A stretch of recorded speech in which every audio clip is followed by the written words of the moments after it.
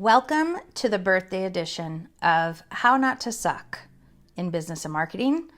I'm your host, Dana Sanchez, aka the Birthday Girl. Today we've got an exciting show. Super pumped about this. Look what I dug out of the archives. Does this look like me?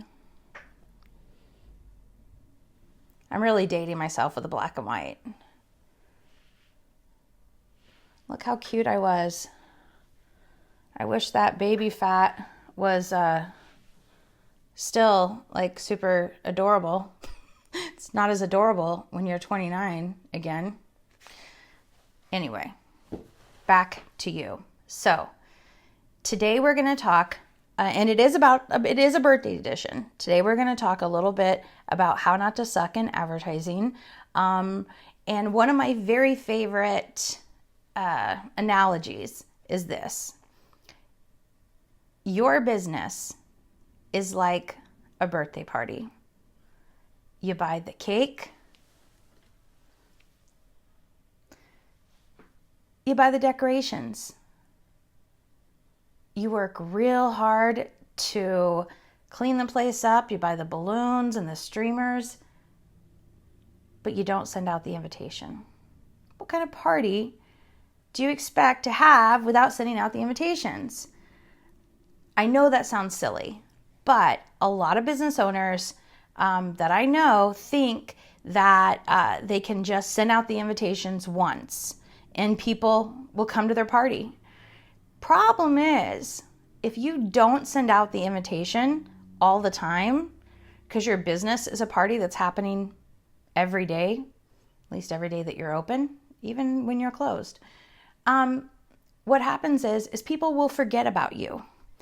And I use the example of the party scenario because when I used to sell advertising, people would always say, well, I just don't get it. I mean, I've been here for 10 years or I've been here for 5 years and I still get people that come in here and they say that they've never been here before or they didn't know I was here, and I have to explain to them that's because people aren't always on for your product like you are. I don't recognize, let's say, appliance stores or carpet stores, when I pass by them, unless my refrigerator is broken, unless there's a huge red stain on my carpet or I need new carpet. So it goes down to this.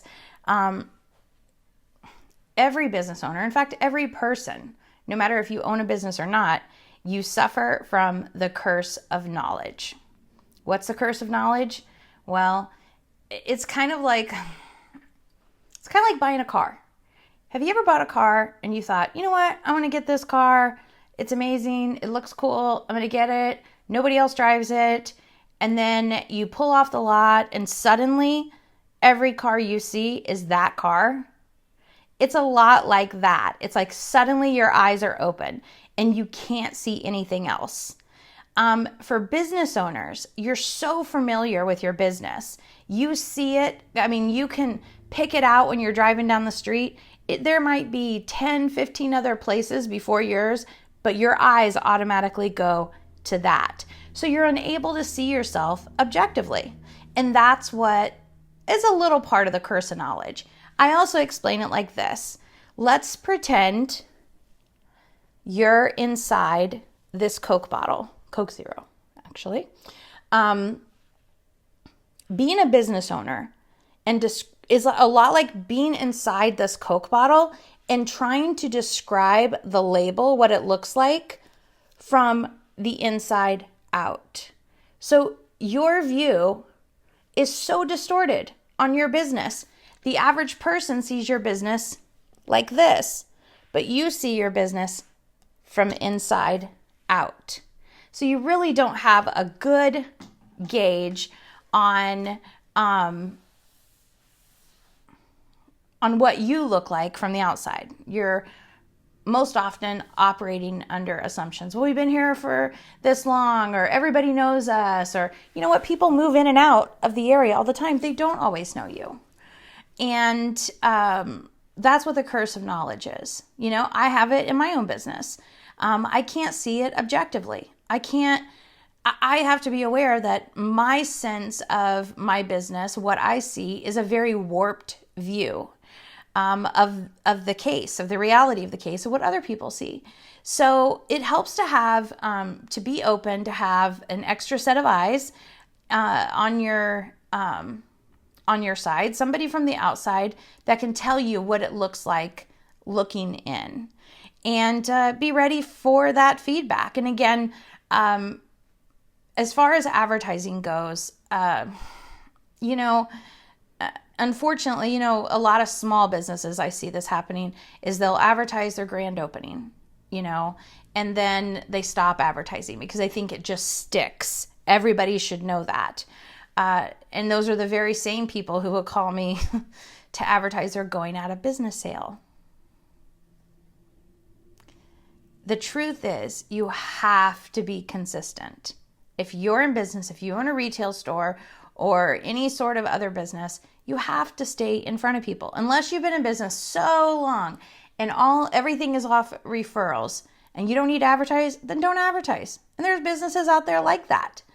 But for the most part, think of the larger companies, Coca-Cola, McDonald's. These companies advertise on a consistent basis. Why? Because they don't want anybody to forget about them. I mean, think of it.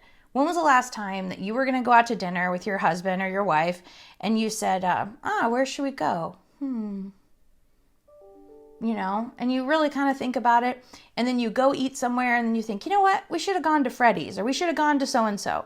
And you go, I always forget about them. I never think about them. Why don't you think about them? Well, you get hungry 3 times a day. If you're like me, I get hungry more times a day.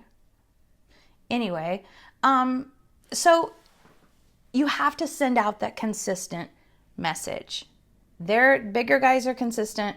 You need to be consistent too. Another thing is, let's see here. What else was I going to say? I'm like shiny ball. I forgot to turn off the sound on my computer, and I'm like, I'm getting an email here, getting an email there. Consistency, definitely. You think of your business as the party. You decorate it. You show up every day, hopefully. Send out the invitations.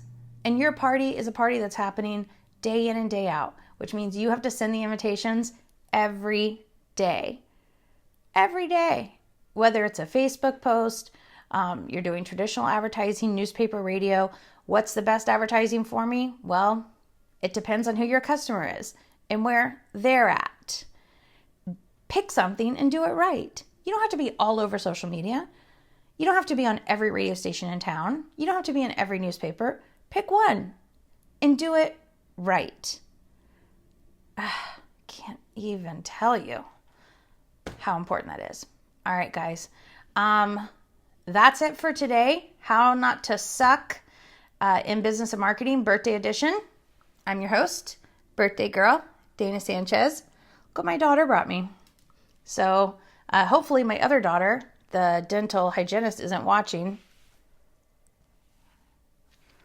So if you have any questions or you'd like a topic discussed on here, hit me up.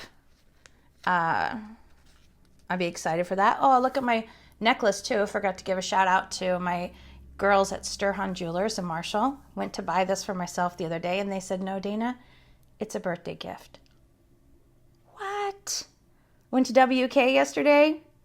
Girls had cupcakes out the good yummy cupcakes. And what else? I'm getting a birthday drink from my friend Lynette over there next week. And just all in all, it was just good. It's just good. It's a good birthday.